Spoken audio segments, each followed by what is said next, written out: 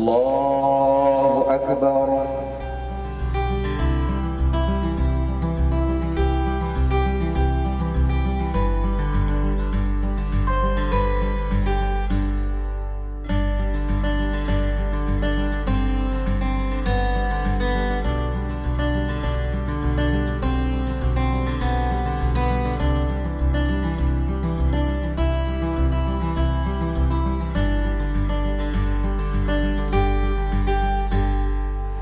Assalamualaikum warahmatullah. Assalamualaikum warahmatullah. Stop. Stop.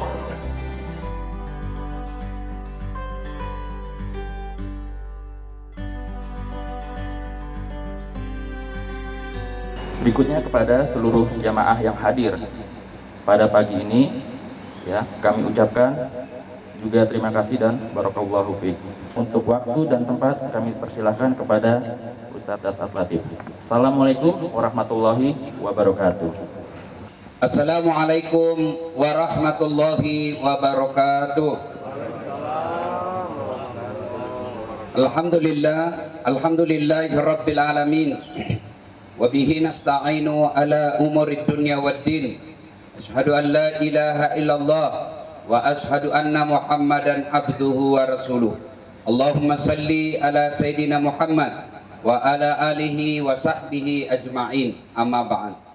Ibu bapak, saudara-saudara sekalian, majelis subuh yang insya Allah dimuliakan dan dirahmati oleh Allah subhanahu wa ta'ala.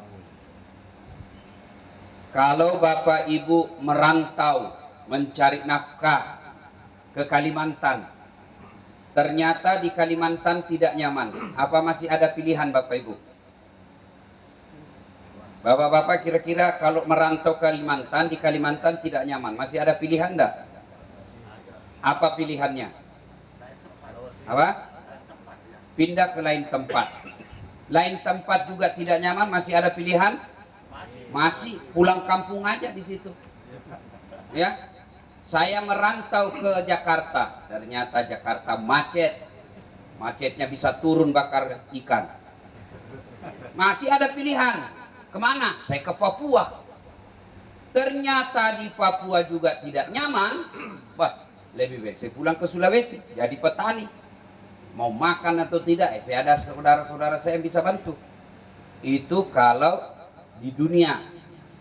Nah, kalau bapak masuk di kubur, tidak senang dikubur, bisa keluar apa enggak? Bisa keluar apa enggak? Tidak bisa. Pun kalau bapak keluar, hakul yakin tidak ada yang mau dekati bapak. Lari semua. Pocong. Iya kan? Nah, ternyata kalau di dunia tidak nyaman, masih ada pilihan. Bapak bisa pindah di suatu tempat.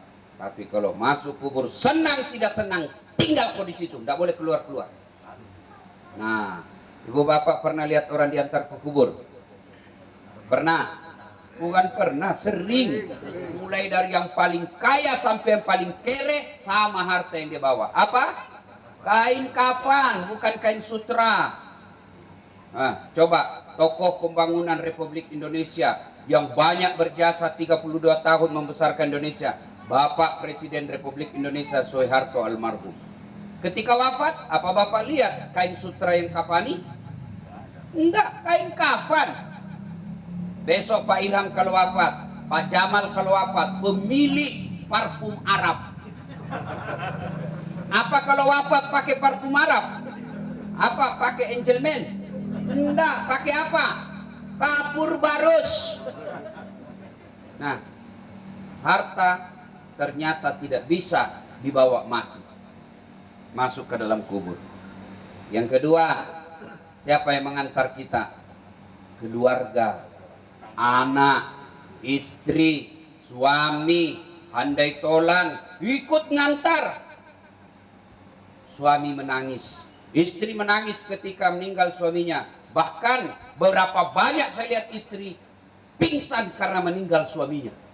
Tapi sampai detik ini saya belum pernah melihat ada bapak-bapak pingsan karena meninggal istrinya. Yang ada baru 1 bulan kawin lagi. Keluarga ikut mengantar. Keluarga ikut mengantar. Tapi demi Allah, tidak ada yang mau solidaritas ikut masuk ke dalam kubur. Ada ini kisah Pak.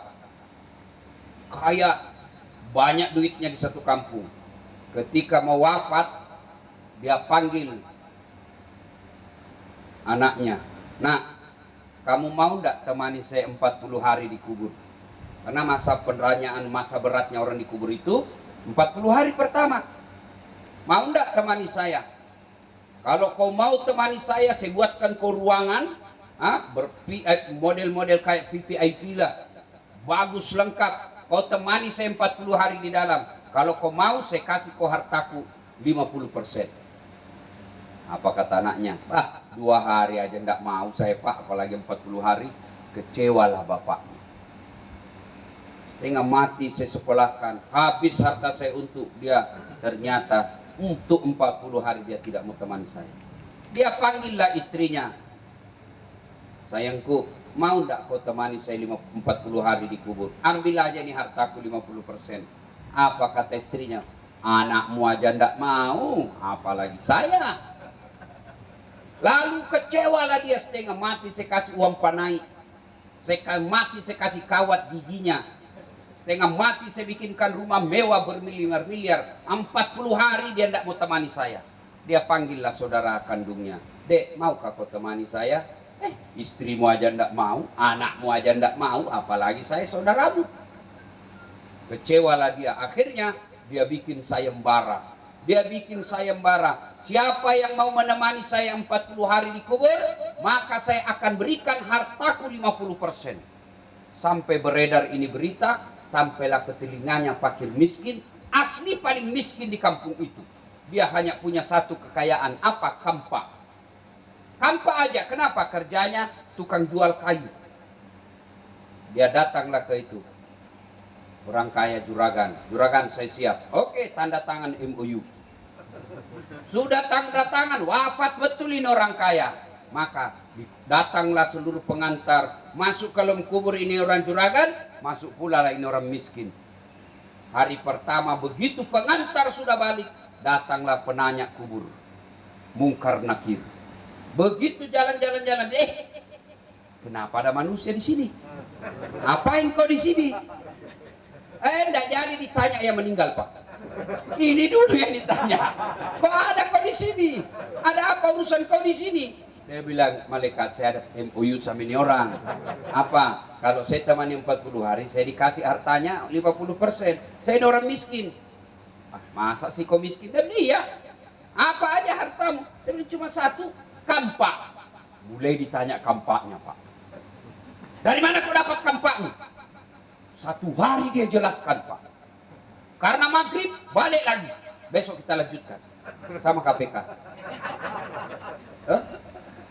Oh, kalau KPK barangkali ya polisi atau jaksa masih bisa kita kong-kali-kong Pak. Kalau malaikat jangan kau pikir. Biar dia tentara tembak salvo 40 kali kau kira mundur malaikat, tambah maju. Ya, masuk ditanya, dia bilang kita lanjutkan besok.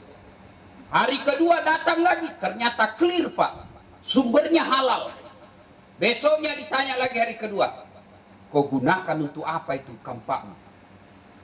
Ditanya Pak, dijelaskan, kau gunakan untuk apa? Saya tebang yang sudah baik, saya jual, dan seterusnya.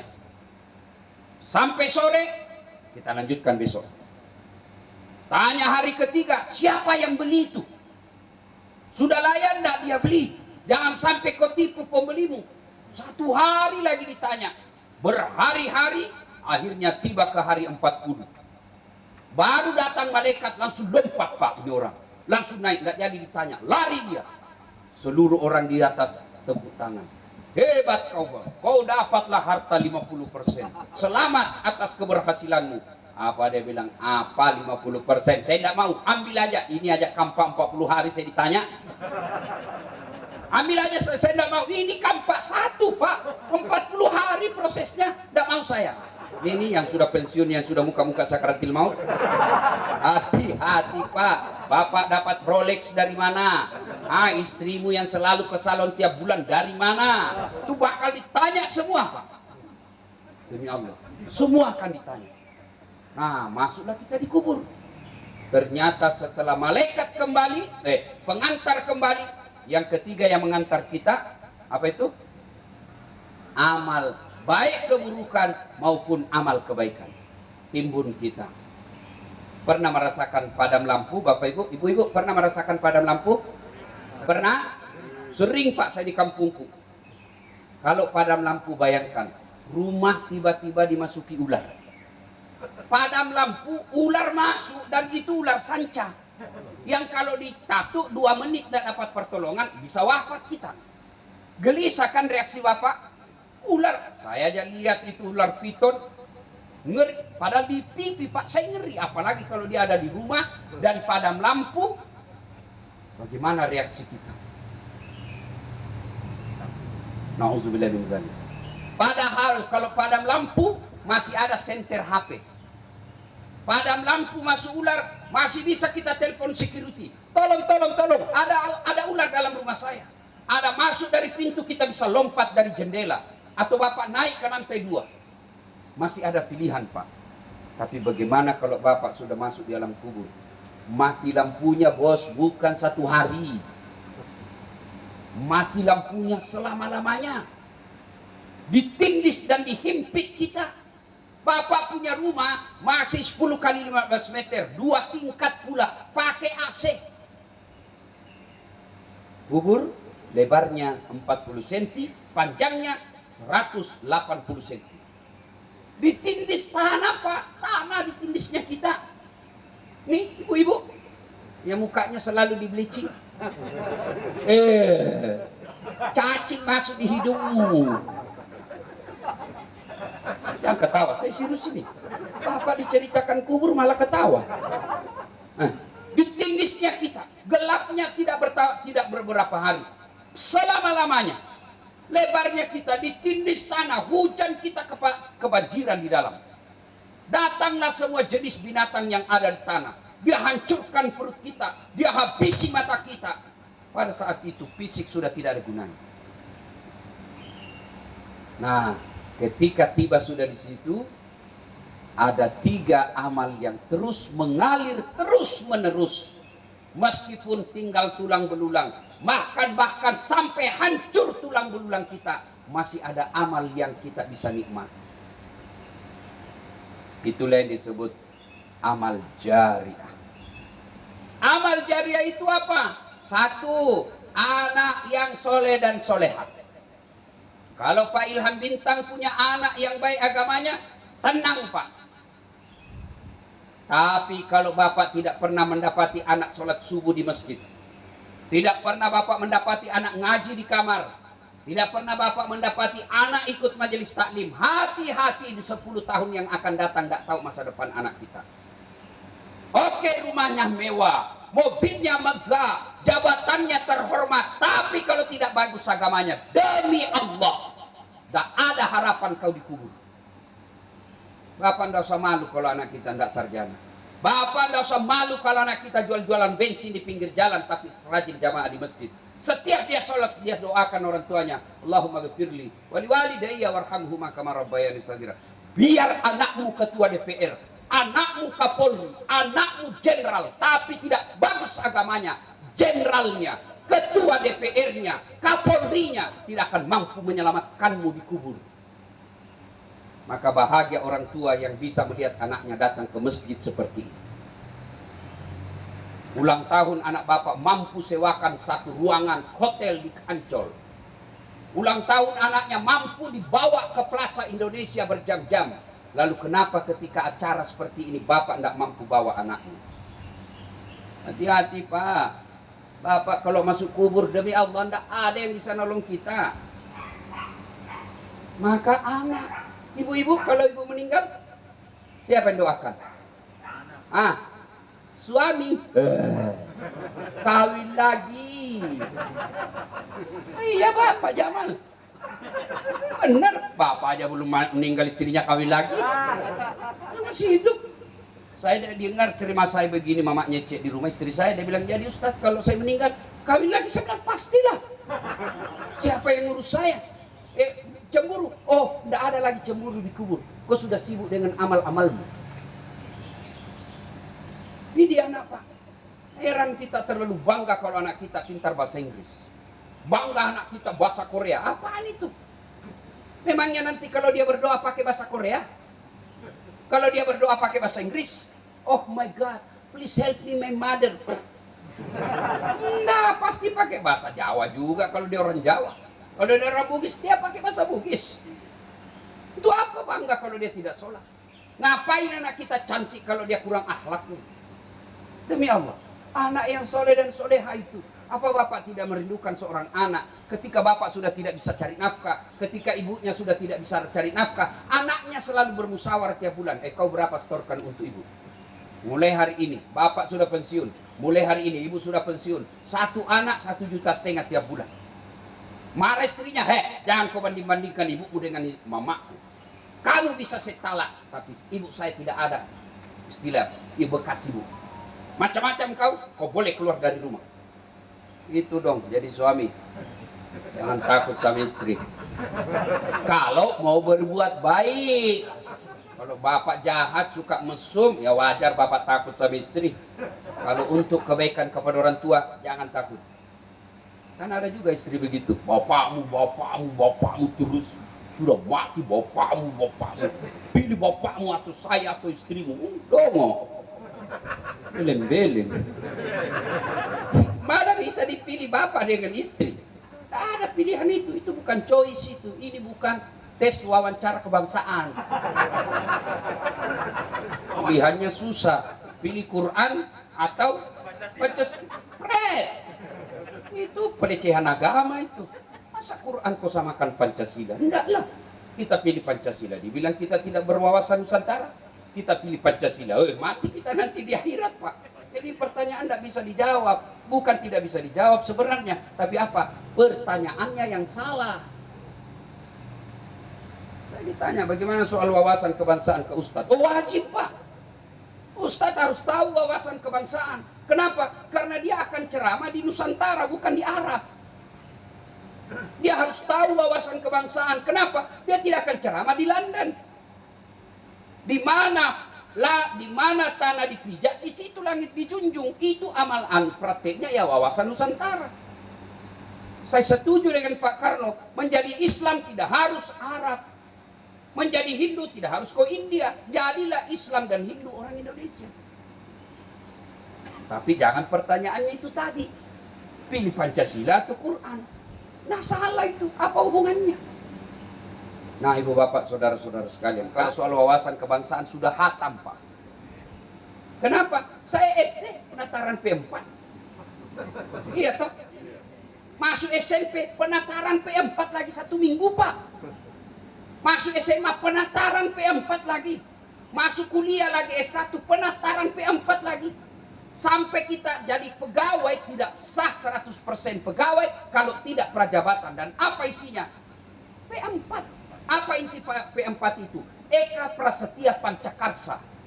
Apa artinya? Menghilangkan kepentingan pribadi untuk kepentingan bersama. Ini apa terapannya apa? Khairun nas anfa'uhum linnas. Sebaik-baik manusia yang paling banyak manfaatnya buat orang lain. Itulah Eka Prasetya Pancakarsa. Jadi jangan kau banding-bandingkan, tidak bisa. Apalagi kalau yang tes kita orang tidak tahu agama. Susah Pak. Nah ibu bapak saudara-saudara sekalian, nah itu ya, tapi jangan pikir bapak di akhirat ditanya wawasan kebangsaan, tidak laku Pak. Malah yang tanya nanti akan ditanya, siapa Tuhanmu? Langsung dia jawab, ketuhanan yang Maha Esa. Oh hancur kok Pak. Langsung kok di blender celaka. Ibu bapak saudara-saudara sekalian, ya sudah masuk di kita di alam kubur. Nah yang bisa menyelamat kita anak yang soleh dan soleha. Bagaimana mewujudkan anak yang soleh dan soleha? Silahkan bapak ikuti apa namanya itu pelatihan parenting. Apakah namanya itu? Banyak sekali sekarang pelatihan ini. Boleh bapak ibu ikuti. Tapi sesat dan menyesatkan kalau bapak tidak buka Al-Quran. Bagaimana cara mendidik anak itu secara detail dalam surah Luqman. Mulai dari ayat 12 dan seterusnya. Baca di situ. Ya bunayya, wahai anakku, la tusyrik billah. Jangan kau syarikatkan Allah. Anak kita yang kecil-kecil senang lagu, ajarkan tauhid melalui lagu. Tuhan saya Allah, Allah Tuhan saya. Kalau bukan Allah, bukan Tuhan saya. Di Indonesia banyak Tuhan dan itu semua dilindungi undang-undang. Jangan kau hina Tuhannya orang, tapi Tuhanmu kau nak Allah, lain Allah, bukan Tuhan. Tapi kau tidak boleh menghina Tuhannya orang lain. Itu. Ajarkan lagi, katakan Tuhan itu satu. Nah, Ramah. Itu waktu saya kecil kan lagu-lagu begitu. Sekarang lagunya putar ke kiri nona, putarlah ke kamu jangan tuh lah bele. Kiri putar kanan putar kiri. Ada lagi yang lebih heboh. Ampun Banjago, Banjago. Apa ndak mundur malaikat sama Banjago? Satu ya. Yang kedua, yang bisa menyelamatkan kita Bapak Ibu sekalian, mendidik anak, saya berharap Bapak Ibu buka itu Al-Quran, surah Luqman. Yang kedua, yang bisa menyelamatkan kita setelah anak yang soleh dan soleha, ilmu yang bermanfaat.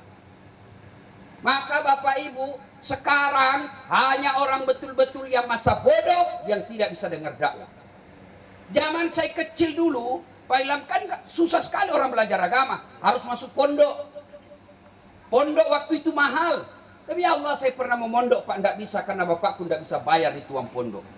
Saya protes ke bapak saya protes ke Allah dalam doa. Kenapa orang tua aku miskin? Sebentar itu dek, sebentar. Kalau kau bagi itu terbagi konsentrasi.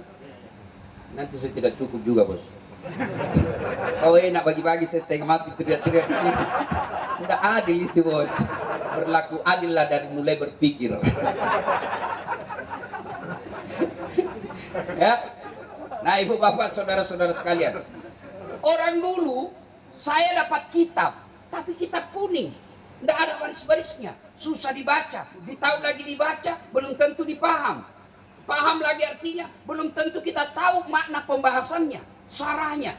Dulu Pak, sekarang alhamdulillah ada Om Google, tanya aja apa saja, semua ada di situ. Bahkan alamat rumahnya Dasat Latif ada di situ Pak. Cuma ketika belajar di internet harus hati-hati. Kenapa? Ada orang yang sentimen terhadap persaudaraan kita di Indonesia. Rukun Indonesia kalau mau dihancurkan Pak, kacaukan persatuannya. Dan bagaimana cara mengacaukan persatuannya? Salah satu dimasuki melalui mazhab. Dulu kita kecil Pak, pernah ribut soal mazhab.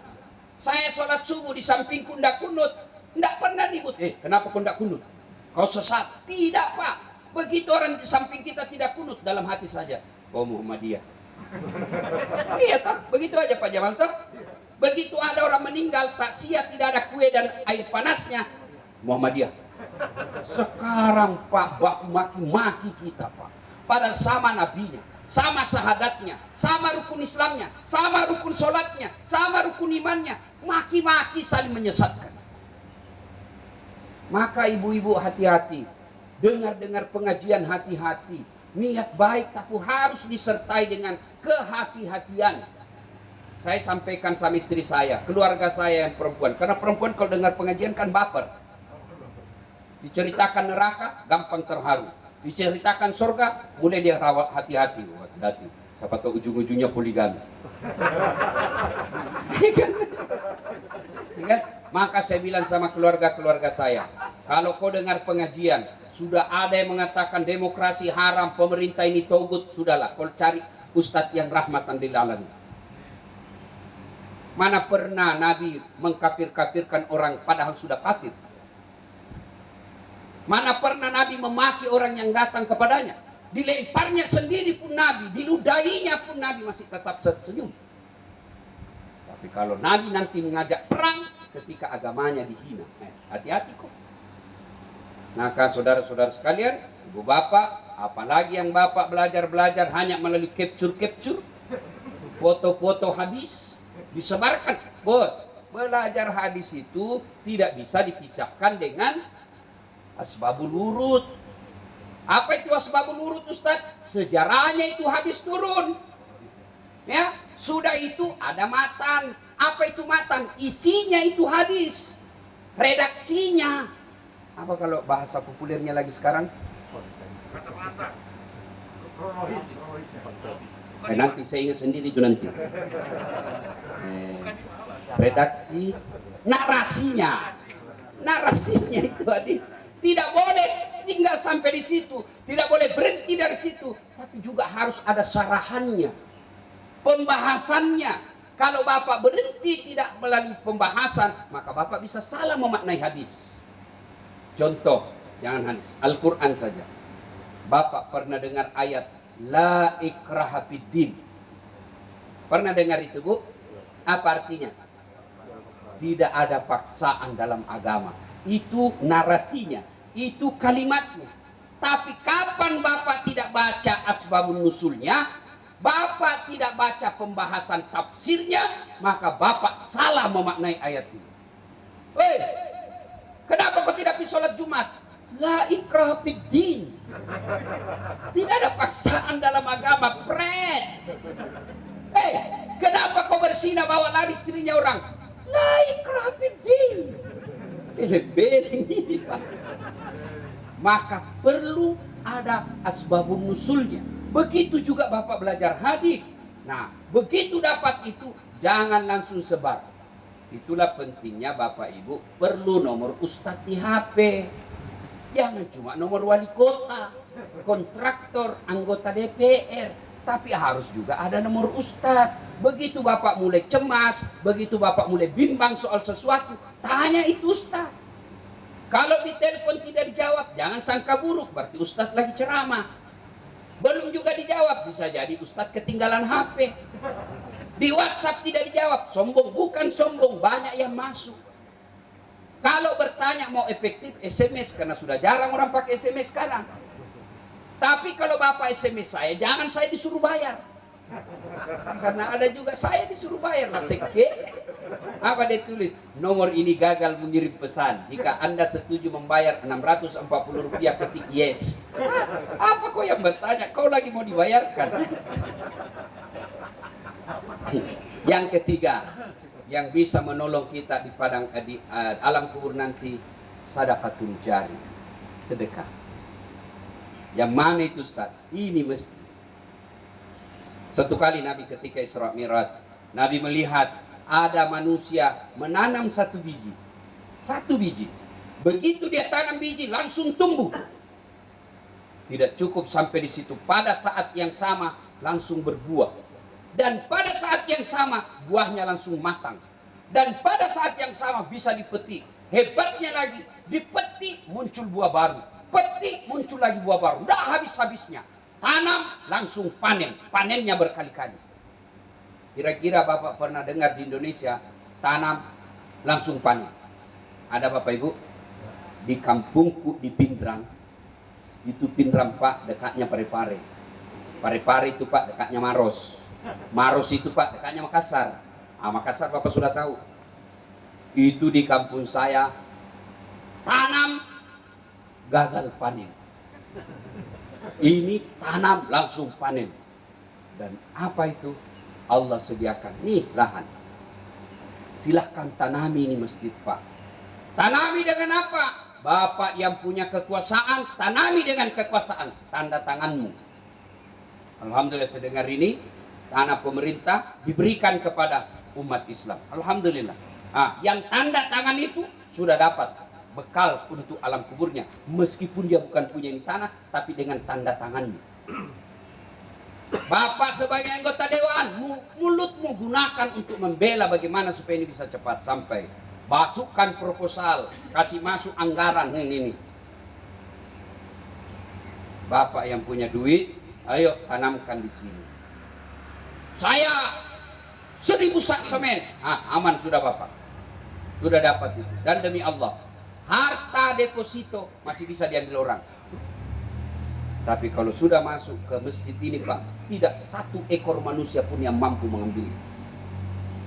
3 aja harta kita yang kita miliki kata Nabi. Ini aja yang kita miliki. Apa itu Ustaz? Mobil? Belum tentu. Rumah juga belum jelas. Deposito? Apalagi? Saham? Oh kalau turun seperti Pertamina, Garuda habis Pak. Pertamina berugi. Saya heran Pak Ilham. Kenapa bisa rugi itu Pertamina, Dik? Padahal tidak ada orang ngutang di SPBU. Tidak pernah saya ngutang di SPBU, Pak. Maka saya ini orang bodoh, bagaimana ceritanya bisa rugi di Pertamina? Nah, tidak pernah ngutang. Bahkan kadang-kala Anda bilang sudah 1 liter, padahal tidak cukup 1 liter. Kok bisa rugi? Ada apa gerangan kira-kira ini? Cuma kalau kita cerita begini di Bimba, kita dibilang Ustaz radikal. Bukan radikal ini dong, ini namanya amar ma'ruf nahi munkar. Lucu-lucu tuh ini Republik Indonesia, Pak. Tapi inilah negara kita harus cintai. Tidak boleh kita maki-maki lalu kita hancurkan. Enggak, Pak, karena di sini kita hidup, maka kewajiban kita meluruskannya. Bersama-sama saling mengingatkannya. Ibu bapak, saudara-saudara sekalian, bapak yang punya tenaga, ayo tanam dengan cara apa? Angkat semen, bersihkan, gali, ikut bantu-bantu. Itu bapak nanam biji dengan tenaga. Saya tidak punya duit, Ustaz. Tidak bisa juga, sudah tua, Ustaz. Tenaga sudah loyo, Ustaz. Sedekah dengan apa? Sedekah dengan otakmu. Kalau bapak brilian, adik-adik remaja, tidak ada duit, tidak ada waktu, gotong royong, maka sedekah dengan ilmumu. Saya tahu menggambar, saya bisa gambarkan ini. Di sini ini cocok ini. Sedekah. Saya tidak punya duit, Ustaz, tidak punya kekuasaan, tidak punya waktu, tidak punya tenaga, tidak punya ilmu. Bantu dengan apa? Diam. Yang banyak bicara. Ada juga itu, Pak, tidak pernah nyumbang, tidak pernah datang di masjid. Mak kok bawa nola seke.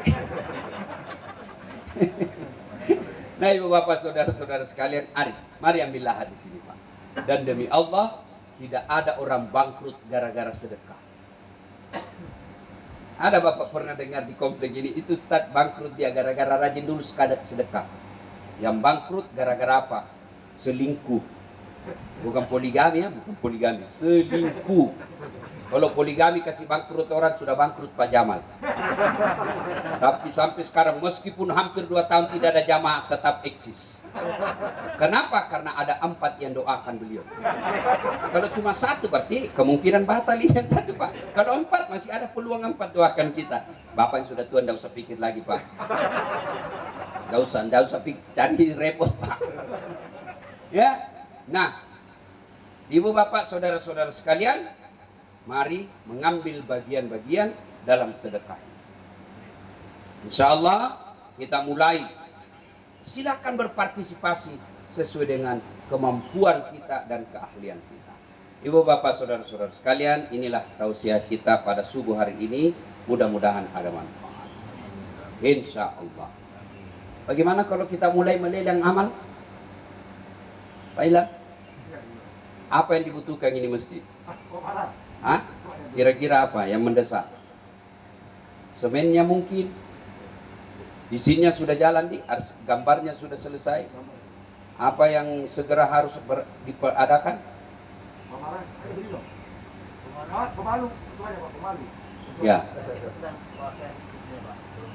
Sedang merampungkan teknisnya itu. Oh, teknisnya. Kita digugat. Oh, digugat. Siapa yang menggugat, Pak? Ada beberapa orang di sini. Oh, semoga Allah melindungi beliau nanti di akhirat. Saya kalau rumah ibadah, Pak, kalau rumah kantor, rumah pribadi digugat, ya wajar lah, Pak. Tapi kalau ada rumah ibadah yang digugat, Pak, mana ini ketuhanan yang Maha Esa? Bukan cuma Islam, Hindu, mana boleh menggugat rumah-rumah ibadah. Ini kepentingan bersama. Mudah-mudahan yang menggugat itu nanti anaknya menikmati masjid itu. Mudah-mudahan yang menggugat itu nanti ketika wafat disolati di masjid itu. Hati-hati, bos, dunia ini wamal hayatud dunya illa mataul hurur. Tipu daya aja ini, Pak. Sadar, jangan, kasihan. Belajar dari orang-orang hebat di Indonesia. Mana semua sekarang? Mana itu orang sekarang? Bagaimana hebatnya Pak Harto dulu? Batuk aja orang semua tiarap. Sekarang apa? Apa yang bisa menolongnya yang seperti ini? Kita bersyukur kalau ada komplek, ada masjid. Saya setelah pandemi, saya baru sadar Salah satu cara Allah memelihara saya karena saya selalu tinggal dekat masjid, Pak. Dan itu saya tidak sadari, tidak direkayasa. Saya cari rumah ini begini, Pak. Saya ini kan tidak pernah mondok, Pak. Coba bayangkan, saya selalu bilang, coba Ustadz Abdul Somad itu beliau guru kita dari Mesir, ngambil lagi S3 di Maroko, iya kan? Ustadz Adi Hidayat tuan guru kita dari mana? Dari Libya. Ustadz Saitun Rasmin guru kita Wahda Islamiyah dari mana? Dari Madinah. Salim Pillah dari Mesir. Hanan Ataki dari Mesir. Das Atlatik SMA 4 Makassar. Benar, Pak. Dan saya dari mana? Saya bisa dakwah dari masjid karena rumah saya dekat-dekat dari masjid. Tidak pernah saya mondok karena mahal waktu itu. Saya di kampung dekat rumah saya dari masjid. Tidak sampai 100 meter. Pindah ke Makassar, pertama sekali saya tempati Jalan Yosudarso, dekat juga dari masjid. Pindah saya ke Jalan Harimau, 11 tahun saya di sana. Itu rumah saya yang saya kontrak lebih dekat lagi dari masjid. Biar saya guling-guling saja sudah sampai di masjid. Saya pindah ke Todopuli juga dekat dari masjid. Saya jadi ketua remaja masjid. Selalu rumah dekat dengan masjid. Maka Bapak Ibu kalau ada komplek biar mewah seperti ini, kalau tidak ada masjid, di mana kita dapat pahala jamaah? Wong kita dekat dari masjid saja malas jamaah, apalagi kalau sudah jauh. Kalau rumah dekat dari masjid, Pak, insya Allah, coba lihat, kita bisa datang sholat berjamaah, kita bisa dengar kajian, kita bisa apa lagi? Kita bisa doa bersama, itikaf bersama di Ramadan. Kalau tidak ada masjid, peluang untuk itu tidak ada. Maka kalau cari rumah buat anak-anak dan generasi muda kita, cari masjid, rumah yang dekat dari masjid. 10 menit dari rumah sakit. Berdoa aku supaya kau tidak masuk rumah sakit. 10 masjid, 10 menit dari mall. Memangnya tiap hari kau mau ke mall? 10 menit dari bandara. Tiap hari kau mau naik pesawat? 10 menit dari masjid. Itu rumah yang baik. Mudah-mudahan segera tanah ini Allah bebaskan dan Allah menurunkan pertolongannya. Dan orang-orang yang masih sedikit-sedikit itu Allah berikan juga kemudahan dalam berpikir dan hidayah agar bisa mewakafkan sebagian ini untuk pembangunan rumah ibadah. Demikian, mudah-mudahan ada manfaat. Terima kasih Pak Ilham mengundang saya. Inilah kegiatan suling pertama subuh keliling yang keluar dari Sulawesi Selatan. Begitu saya post di medsos saya, banyak yang minta ikut. Saya bilang segera ikut saja semua, tapi jangan saya suruh beli tiket. Demikian, lebih dan kurangnya mohon dimaafkan. Nun wal kalami misrun billahi fi sabilil haq. Assalamualaikum warahmatullahi wabarakatuh. Ada yang saya lupa Bapak Ibu, hampir saya ditipu setan. Saya sumbang 10 juta. So, ini ya, insyaallah. Ya. Terima kasih. Assalamualaikum warahmatullahi wabarakatuh. Ya, apanya haji yang ditanyakan Pak? Banyak orang yang sekarang kecewa sekali, orang nggak belum jelas, Pak. Udah 2 tahun, ada yang sudah menabung uang, ada sudah menjual tanahnya. Ya, silakan Bapak berpendapat dan beropini, tapi pendapat dan opini Bapak harus berdasarkan fakta, bukan berdasarkan kebencian. Ya, jangan sampai terhasut oleh informasi yang katakan itu dibikinkan gambar-gambar 11 negara yang boleh. Dari mana sumbernya Pak? Setahu saya sampai sekarang Malaysia dan Brunei pun belum pasti. Jadi jangan terhasut, ya. Karena Islam memang itu Pak lebih memprioritaskan kemaslahatan, lebih mengutamakan keselamatan jiwa. Ternyata saya tidak tahu apa sebabnya. Yang jelas menurut pemerintah yaitu karena masih ada pandemi. Saya tanya teman saya yang ada di Mekah, katanya karena pemerintah Saudi memberikan visa hanya kepada negara yang dianggap berhasil menangani COVID. Kalau negara gagal menangani COVID, jangan cuma salahkan pemerintah, kita juga rakyat Indonesia. Kan kita juga yang banyak kepala batu. Disuruh tinggal tidak boleh mudik, mudik. Disuruh pakai masker, sesak napas. Disuruh jaga jarak, dia bilang tidak ada nih COVID. Ini hanya hoax. Suruh vaksin, palsu. Itu ada bisa melengket. Nah kan? Itu semua. Tapi berkeyakinan saya Pak, haji adalah panggilan Allah. Kalau sudah tiba saatnya pasti akan datang. Ya. Nah, soal ada isu-isu saya tidak bisa jawab karena saya tidak kompeten di bidang itu. Nanti saya salah menjawab bisa menyesatkan. Kalau dikatakan pemerintah kurang melobi, apa betul Bapak yakin tidak melobi? Ya. Kalau dikatakan lagi Menteri Agama tidak keluar ke sana, kan melobi tidak harus pakai ke sana, Pak. Bisa melalui surat. Ya, wallahu a'lam. Saya pekerjaan saya haji dan umroh sama Pak Jamal. Bisnis travel saya. Tapi saya tidak pernah putus asa. Wala tayasu min rauhillah. Bukan haji dan umroh yang kasih makan saya, tapi Allah Subhanahu wa taala. Nah, soal haji ini tidak ada sampai sekarang, saya tidak takut. Saya takut berkomentar salah, Pak. Ya, sama waktu ada yang ditembak di kilometer berapa itu, saya dibully di medsos karena ustadz-ustadz yang banyak followernya sudah berkomentar. Saya tidak berkomentar. Saya bilang, saya mau komentar apa, kasihan. Saya tidak ada di situ. Saya tidak lihat. Tidak ada CCTV yang saya bisa lihat. Nanti saya salah berkomentar. Pelanggaran HAM, Ustadz. Saya bukan anggota Komnas HAM. Pelanggaran prosedur politik. Saya bukan anggota Propam. Jadi yang baik serahkan saja sama ahlinya. Saya tugas ceramah. Ya Pak ya, ya mudah-mudahan masih ada harapan karena tadi semalam ada postingan saya baca masih ada kemungkinan. Ya mudah-mudahan. Apakah kemungkinan itu diberikan kepada haji khusus? Ya Pak, begini juga Pak, saya kan selama ini juga termakan fitnah bahwa uang haji ini habis dipakai bangun jembatan. Maka saya undanglah Dewan Pengawas BPKH. Yang kebetulan sama-sama dari universitas saya, sama-sama dosen Unhas. Panggillah, tolong jelaskan kemana ini dana haji. Karena dulu haji dananya disatukan sama Kemenang. Dia yang regulator, dia yang eksekusi, dia Depak yang pelaksananya, dia juga yang pegang uang. Sekarang tidak Pak, BPKH yang pegang uang, Depak operasionalnya. Berapa harga satu haji? Ini Bapak Ibu harus tahu supaya kita tidak terhasut fitnah. Berapa jumlah dana haji, biaya haji satu orang kalau haji pemerintah lebih 70 juta. Ya Pak ya? Satu orang untuk haji lebih 70 juta. Nah, pembayaran haji kita Indonesia berapa? Pelunasan haji 35 sampai 40. Siapa yang tutupi yang tinggal 30 juta? Inilah subsidinya pemerintah. Dari mana ini 30 juta ambil pemerintah? Itulah yang pengelolaannya itu dana BPKH. Yang tadinya 99 triliun, sekarang sudah lebih 100 triliun. Dari mana itu? Ya itulah dana yang diinvestasikan. Dananya yang 100 triliun lebih itu berinvestasi kemana? Kalau saya tidak salah ingat yang dijelaskan ke saya, ke surat suku. Apa namanya itu? Surat berharga. Tidak investasi di tol.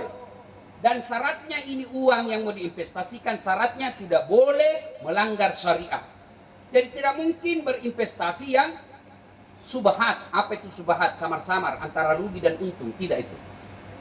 Makanya dari 90 triliun sekarang sudah menjadi 146 triliun. Gitu. Nah, habis. Menurut undang-undang ya tentang BPKH itu setiap tahunnya harus tersisa uang yang dipakai investasi, tidak semuanya, harus tersisa 2 kali biaya umroh. 2 kali biaya haji. Kalau misalnya hajinya satu orang 70 juta, maka harus disimpan 140 juta.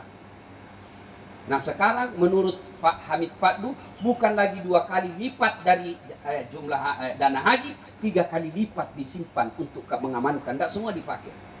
Soal benar atau tidak pernyataan beliau, anggota DPR mestinya manggil untuk membuktikan itu, cek itu rekeningnya. Saya tidak punya hak untuk betul Kak, coba lihat nomor rekening. Saya bukan anggota dewan, maka mestinya anggota dewan yang punya mitra kerja komisi berapa mengundang membuktikan. Ya, wajar Pak, sekarang ini kan kampret sama cebong belum damai. Jadi setiap ada kebijakan pemerintah pasti kampret tidak setuju. Setiap ada kebijakan pemerintah meskipun salah, cebong dukung, hajar terus. Jadi sudahlah. Ya, yang baik tanya pada ahlinya supaya kita tidak salah. Kalau kita salah menyebarkan berita, pemerintah marah dan bisa kita berurusan dengan undang-undang IT. Ustadz takut, saya tidak takut di penjara Pak. Tapi kan saya punya ibu, saya punya mama di kampung. Kalau saya di penjara kan mama saya pasti resah. Wih kasih anakku, wih paris saya kasih itiknya pasti sengsara. Saya punya anak, punya istri. Kalau saya hidup sendiri Pak, ngapain saya takut? Amal saya, alhamdulillah saya pikir sudah cukup. Tapi kan ada istri, ada anak, ada orang tua. Nah, jadi kita harus hati-hati. Ya, berdakwah itu jangan menimbulkan kebencian, apalagi menyebarkan fitnah. Maka saya heran juga kalau ada ustadz yang terlalu gampang mengambil pembahasan data-datanya dari medsos. Ya. Itu Bapak Ibu saudara-saudara sekalian. Cukup saja Pak ya, karena sudah siang-siang saya ada ceramah nanti jam 8. Terima kasih. Silahkan mencicipi apa ala kadarnya yang sudah disediakan panitia, dengan catatan jangan dibungkus pulang. Jadi ibu-ibu Columbus, kelompok ibu-ibu pembungkus. Terima kasih. Assalamualaikum warahmatullahi wabarakatuh.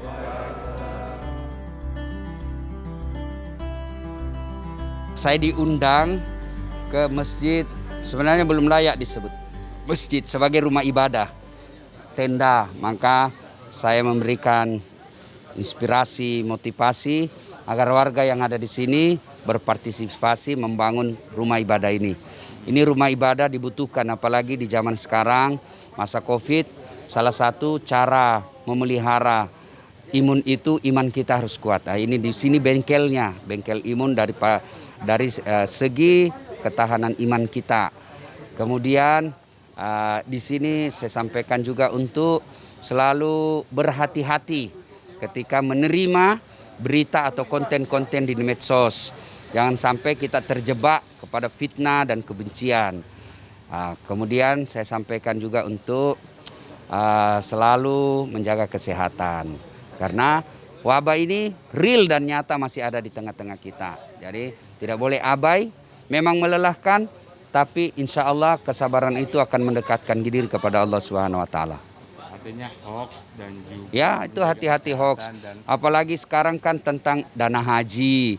Kadangkala banyak orang mencari pembenaran tentang opininya. Dia sudah bersangka bahwa ini haji kemana nih, duit enggak ada nih. Maka dia carilah postingan-postingan yang bisa membenarkan itu, yang belum tentu sumber beritanya benar. Bisa jadi itu adalah konten-konten hoax, fitnah. Saya anjurkan hati-hati, jangan sampai berujung pada pidana.